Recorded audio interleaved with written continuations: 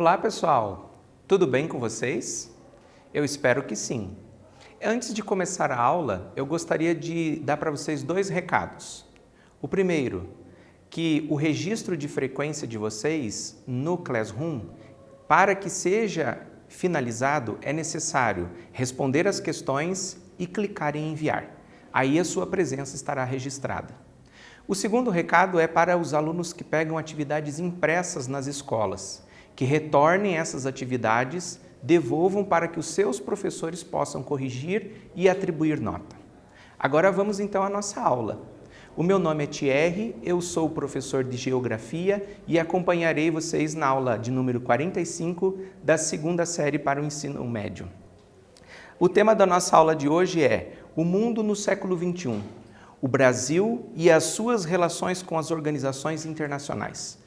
Então, o objetivo da nossa aula de hoje é conhecer os vínculos existentes entre o Brasil e diversas organizações internacionais. Perceber como que o Brasil se enquadra, como que o Brasil está colocado nesse processo de globalização. Também em questões internacionais do ponto de vista econômico, social, cultural. Perceber, então, as consequências para o Brasil dessas relações. Então, o objetivo que nós temos é entender como que o Brasil está colocado nesse contexto internacional.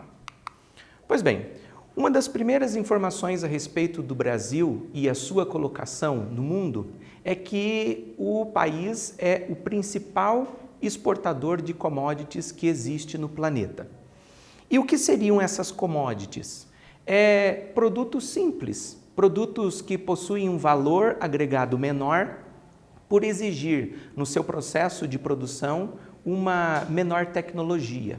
Isso significa que, para que o Brasil tenha maiores lucros com a venda, com a exportação dessas commodities, é necessário vender em grandes quantidades, exportar em grandes quantidades. Então, uma das primeiras coisas que a gente precisa destacar é que o Brasil exporta em grande número essas commodities. E claro, é importante que, a partir do momento que o país já está incluído nesse comércio internacional, até porque logo mais nós vamos perceber que o Brasil faz parte de alguns blocos e alguns acordos de cooperação econômica, é muito importante para o Brasil investir em outras tecnologias também. A agricultura, como já vimos em aulas anteriores, é muito importante para o país e é desenvolvida também com bastante tecnologia no campo, para que haja as grandes produções para serem exportadas, bem como a atividade da pecuária, a mineração, todas elas exigem um certo nível de tecnologia para que ocorram. Mas é muito importante para o país pensar em investir em novas tecnologias, para que os produtos exportados pelo país no contexto internacional realmente sejam produtos de maior valor e, claro, o lucro brasileiro aumente nesse contexto também. Em relação às principais commodities exportadas pelo Brasil, nós temos então o ferro, o petróleo, soja, açúcar e carnes de diferentes formas, né? Carne bovina, carne de frango e também a carne suína. E a gente percebe então que são produtos simples, mas que compõem boa parte das riquezas que o país possui. A participação dessas 5 principais commodities na exportação brasileira, ela praticamente chega a 40% dessas exportações. Isso significa que quase a metade daquilo que é exportado do Brasil para outros países é composto essa riqueza por essas commodities. Então, o Brasil está incluído nesse contexto internacional, considerando, em primeiro momento, as commodities produzidas por aqui. É claro que é importante para o país estar sempre seguindo aquilo que são as normas estabelecidas pela Organização Mundial do Comércio, por exemplo. Além disso, o Brasil ele apresenta uma série de reclamações à Organização Mundial do Comércio. Então, essas relações internacionais existem e o Brasil também faz parte desse processo, faz parte dessa organização. E ao fazer parte, ele apresenta reclamações porque nós já vimos anteriormente que os países ricos oferecem subsídios e acabam fazendo com que os seus produtos fiquem mais baratos e dificulta o comércio dos produtos aqui do Brasil, por exemplo. Então, o país faz reclamações nesse sentido, bem como existe também algumas acusações feitas pela própria organização em relação ao Brasil por também proteger os seus produtos. De que forma que o Brasil protege os seus produtos a nível internacional? É quando quer fazer esse produto entrar num determinado país e ele acaba negociando esse produto com um valor mais barato. E isso prejudica os demais países, acaba favorecendo apenas o comércio brasileiro. Então, a Organização Mundial do Comércio já acusou o Brasil algumas vezes de ser um país bastante protecionista nesse sentido, né? Mas, sob a liderança de um brasileiro, a Organização Mundial do Comércio conseguiu viabilizar diversos acordos internacionais que auxiliaram o Brasil. Então, ter na liderança da organização um brasileiro fez com que o Brasil, então, se tornasse um país com mais possibilidades do ponto de vista comercial. Em relação ainda às relações comerciais brasileiras, nós vamos perceber que os países que mais exportam, ou melhor, para os países que a gente mais exporta mercadorias, são justamente os países mais ricos, né? Então nós temos a China como um grande parceiro econômico do Brasil, os Estados Unidos, a Argentina, que é um emergente como o Brasil, a Holanda e o Japão. Então percebemos quem são os principais parceiros, para onde vão os produtos brasileiros. E em relação ao quadro das importações, a gente percebe uma certa coincidência, mas existe a Alemanha e a Coreia do Sul que não estavam na tabela anterior. Isso significa nós estabelecemos comércio tanto de exportação como de importação de diferentes países, o que demonstra essa posição do Brasil num contexto do comércio internacional. Os principais produtos que a gente exporta são diferentes dos produtos que a gente importa. Porque os produtos que a gente compra, né, as importações, observem que a grande maioria são de produtos não simples, mas são produtos já industrializados com um determinado valor agregado a eles maior do que aqueles que a gente exporta. Na coluna da exportação a gente tem ferro, aço, soja, açúcar, café, carne, petróleo, veja, todos exemplos de commodities. Temos também produtos industrializados, com exemplo, os automóveis e os aviões, mas ainda assim em menor número.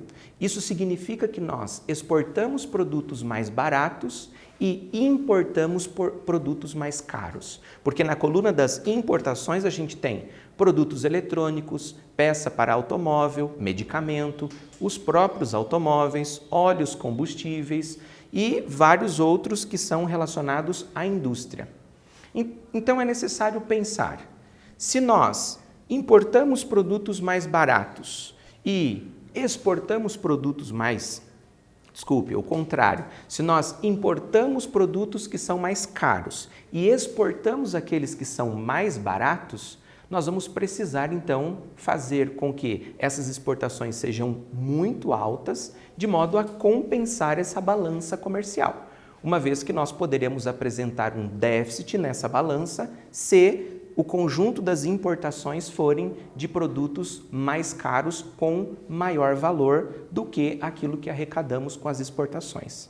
Então, nesse contexto, o Brasil acaba precisando produzir cada vez mais. E nós já vimos a respeito do campo, né, das atividades que acontecem no campo, que o Brasil tem investido nessas técnicas da Revolução Verde para poder produzir cada vez mais, para ter um lucro cada vez maior. O que a gente percebe, então, antes da gente falar sobre a questão especificamente? Nós percebemos que o Brasil ele acaba sendo um país que está nesse processo da industrialização, no processo de desenvolvimento econômico e que é necessário sempre fazer um investimento em tecnologias que venham a trazer para o país produtos de maior valor, para que a gente possa entrar nesse contexto do comércio internacional com produtos mais valorizados, de forma que as commodities continuarão compondo boa parte dessas riquezas produzidas, porém a indústria também precisa ter uma participação mais significativa. É claro que neste ano de 2020 nós percebemos um recuo dessas atividades industriais, do setor de serviços, quando a gente analisa o produto interno bruto. Porém, as atividades agropecuárias, ao invés de recuarem, elas aumentaram a produção em relação ao ano anterior.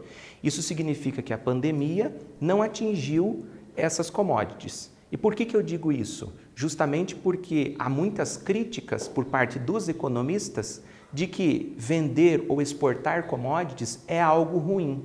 No contexto da pandemia, para o Brasil, exportar as commodities fez com que o produto interno bruto não sofresse uma queda ainda maior do que sofreu.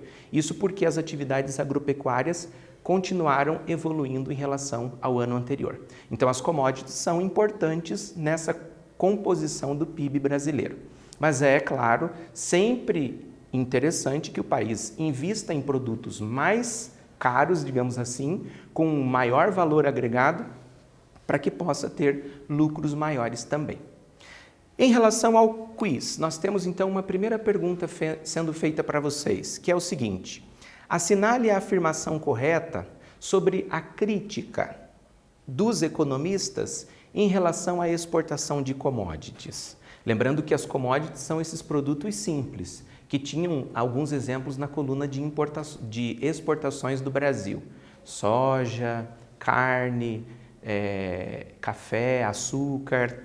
E em relação a essa crítica, tem 4 frases. A gente precisa analisar e perceber qual é a verdadeira. Letra A, não viabiliza riquezas ao país. Letra B, são produtos de alto valor.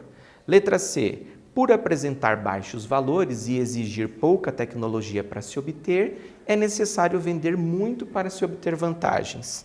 E a letra D, poucos países consomem. Então, pense um pouquinho a respeito do que falamos e marque a alternativa correta.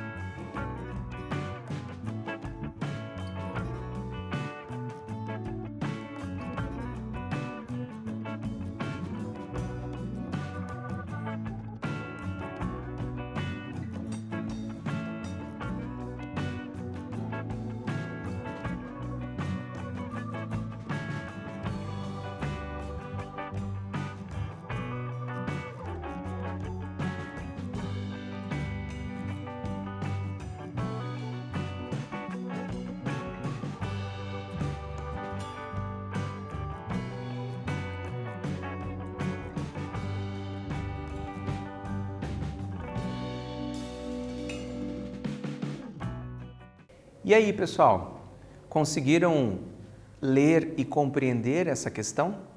A questão é relativamente simples e também tem como fundamento aquilo que eu comentei com vocês anteriormente. Veja bem, assinale a afirmação correta sobre a crítica que os economistas fazem em relação à exportação de commodities.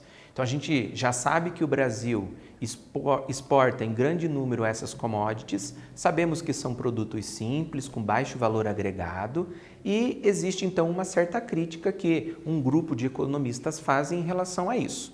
Qual seria então a alternativa correta? Não viabiliza riquezas ao país, como está na letra A? Veja, eu comentei com vocês que as commodities representam quase 40% de todas as riquezas produzidas no país. Ou seja, dizer que ela não viabiliza está inadequado. São produtos de alto valor? Também você já sabe que está errado, porque é justamente o contrário. Letra C. Por apresentar valores baixos e exigir pouca tecnologia para se obter, é necessário vender muito para se ter vantagens. Perceba que essa afirmação é a correta do exercício, absolutamente da forma como nós já havíamos conversado antes. A crítica está no fato de ter que vender em grandes quantidades e também de que o Brasil tem possibilidades de investir em tecnologias que produzam produtos com valor agregado maior, para que as riquezas também no futuro sejam em maior número. Bom, ainda assim, no contexto internacional, o Brasil vai fazer parte de alguns grupos e de cooperação econômica também, como, por exemplo, o Mercosul, que é um bloco econômico aqui da América do Sul.